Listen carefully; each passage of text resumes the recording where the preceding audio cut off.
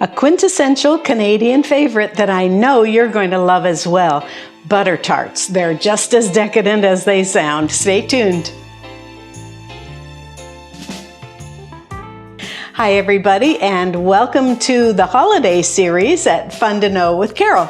I'm Carol, and I'm here every Tuesday to help people who want to connect with their curiosity. A whole bunch of different topics, but today we're doing a little bit of baking. I have the holiday apron ready to go on, and we're going to make some pastry and then some butter tarts, Canadian butter tarts. They are really a blast from the past when it comes to my memories. My grandmother made the best butter tarts. So I'm going to be recording this myself, so I hope it's not too jumpy for you. As far as the pastry goes, what you're going to need, and by the way, the recipe is down below in the description box.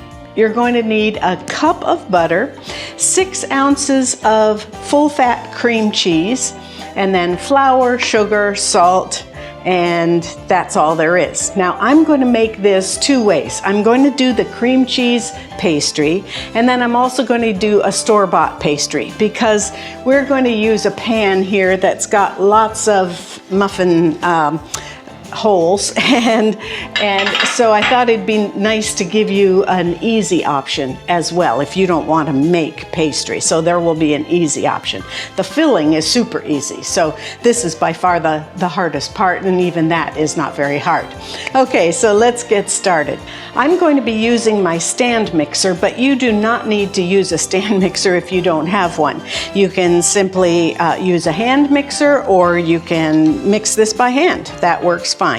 The key thing is that your butter and your cream cheese need to be at room temperature.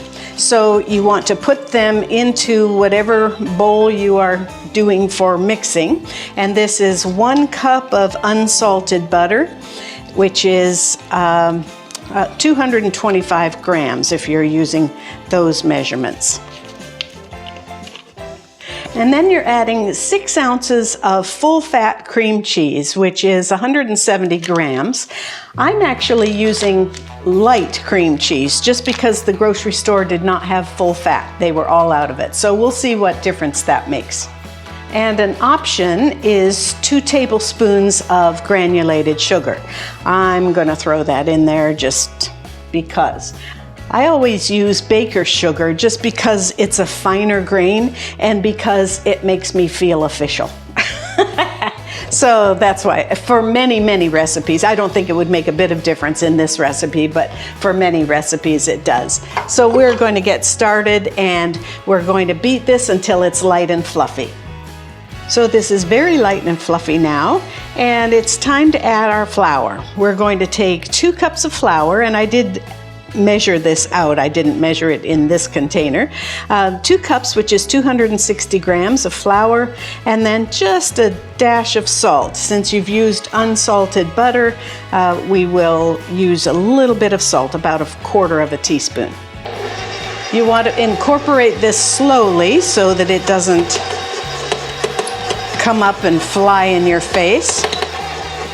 And then you'll see that the flour is all incorporated from the sides, and once it's done that, then you need to stop because you don't want to overmix your pastry dough.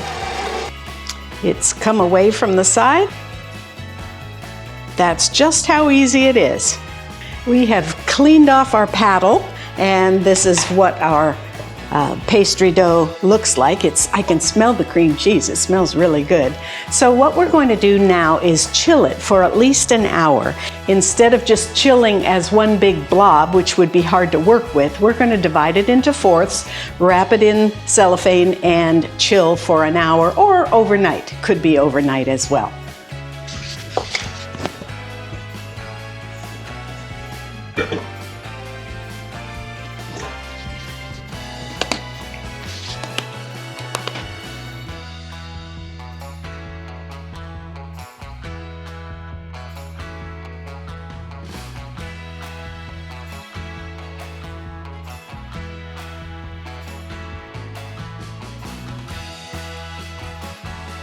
All right, so we have our 4 discs all flattened and wrapped in cellophane. We're going to put them in a baggie just to keep track of them. Put them in the fridge for an hour or overnight, and then we'll be ready to roll them out.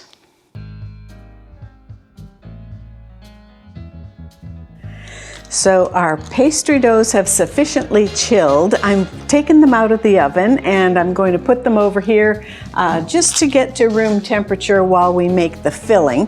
The filling then will have a chance to cool while we roll down the dough. Here's the recipe for the filling. It's on a little half sheet of paper that I got from my grandmother, and it has 5 ingredients. I'll put them, of course, in the description box below. The first ingredient is 1 good-sized piece of butter.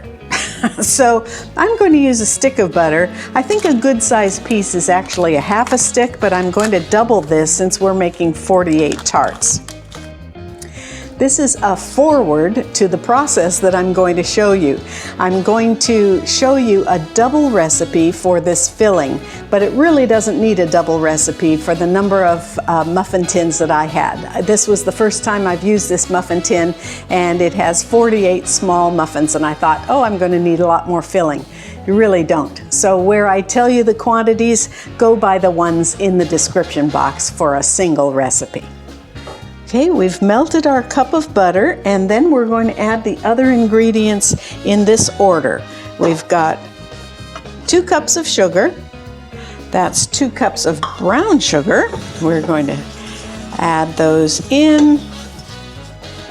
Make sure any clumps are out. And then a couple teaspoons of vanilla.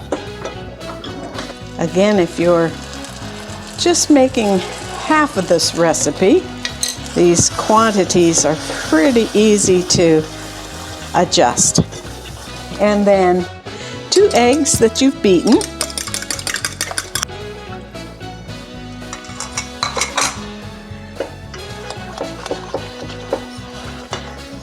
It's going to take a little bit to incorporate those. Just make sure they're in there.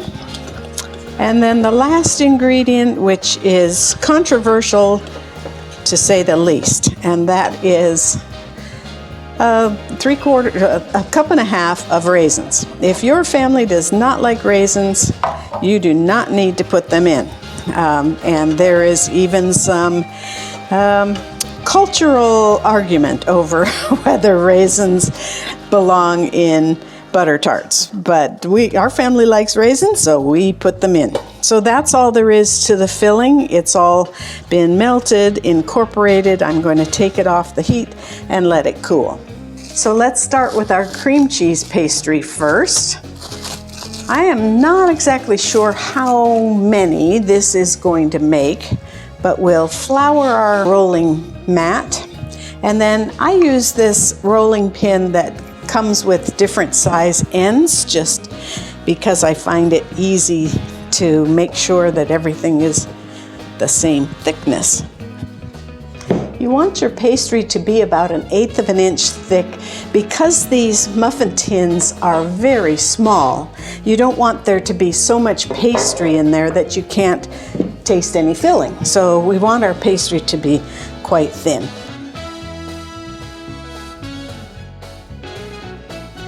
Now, if you have a little tool like this tamper, I got this on Amazon for about 10 bucks. It's very handy because you can just put your pastry in, kind of get it started there, and tamp it down the rest of the way, and it makes the nice little edges.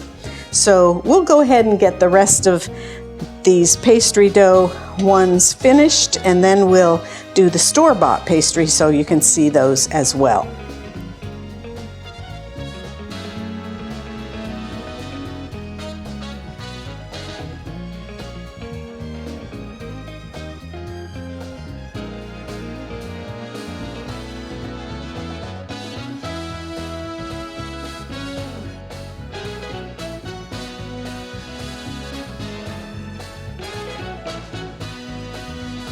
You can see that we've not filled them completely because of the egg. The egg is going to cause them to just puff up a little bit, and you don't want them overflowing because you know what happens when brown sugar and excessive heat mix. You end up with burnt muffin pan. So that's why I'm taking a damp towel and just kind of wiping the drips off before they go into the oven. Into the oven they go, 425 degrees for about 12 minutes. All right, here we are onto the cooling rack. We'll let them cool for a few minutes. These were just in the oven for 12 minutes, 15 minutes and they would be burnt. Follow the instructions in the description box. We'll let them cool and then the taste test. So I am not a professional baker, obviously, as you can see by the ones that have drips that hang out over the pastry, but even those are delicious. There was a slight difference between the cream cheese pastry and the store-bought pastry, but not significant. So if you want to just go with the store-bought pastry, roll it out a little thinner, that will work just fine. I hope you enjoyed the video. This playlist will show you some other things we have fun making in the kitchen. In the meantime, have a great week ahead, and we'll see you in the next video.